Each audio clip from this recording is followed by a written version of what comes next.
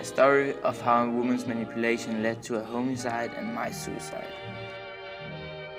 She was an amazing woman. The way she could move a man's eyes when she walked by. She knew she got the attention she desired.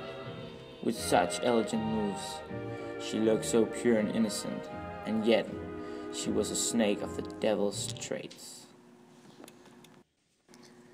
She was married to the magnificent and wealthy man, Leroy Walters, owner of a major tobacco company, which brought him in a lot of money.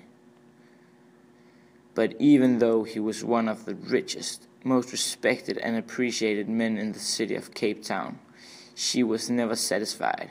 His wealth, my love, nothing was enough for her. Her only interest was in money. It all started a late night. She was going out.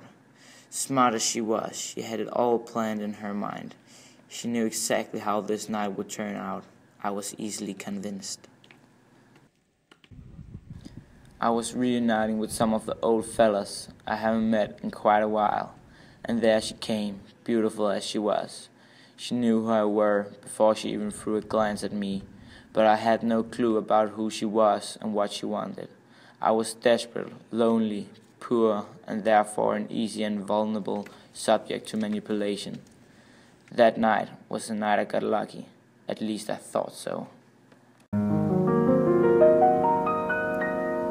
I love you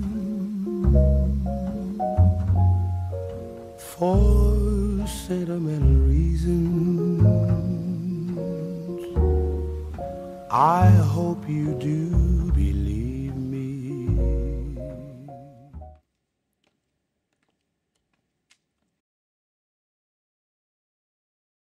We met a couple of days later. It was a dangerous game I was playing, but I didn't care. I loved her.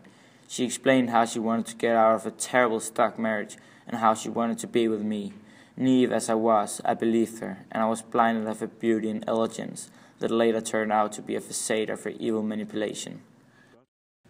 Smart and foxy as she was, she easily convinced me to kill her husband.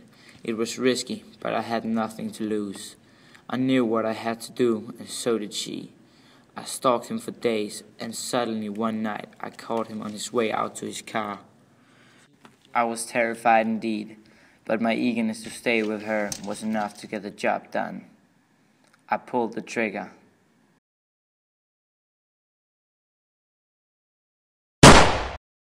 At this point, there was no way back.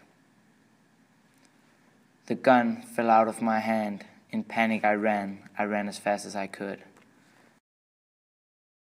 After the murder, it didn't take long before the banker contacted her regarding a life assurance. It was inconceivable how she could continue the plan without any guilty conscience.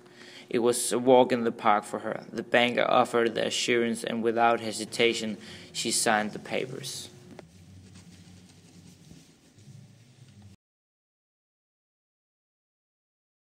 The gun I dropped was now in the hands of the police, and it didn't take long for them to assemble the puzzle. I was finished. I had ruined everything, including my own life. I knew they somehow would catch me, and quickly I realized that I had to get out of town with my lover. But later that day when I called her, she denied my request. Out of nowhere, she said that my suspiciousness was too risky to take part in her life. But I knew she was lying, and thereby I was fooled. Suddenly I figured out her plan. All that mattered to her was her husband's money, a life insurance. She had obviously no interest in my love. She was cold-hearted as ice, and she took my love for granted.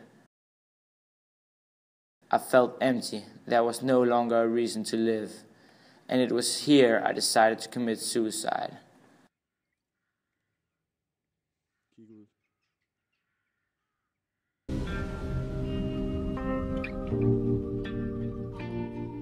I've made up my mind, don't need to think it over. If I'm wrong, I am right. Don't need to look no further, this ain't last. I know this is life, but if I tell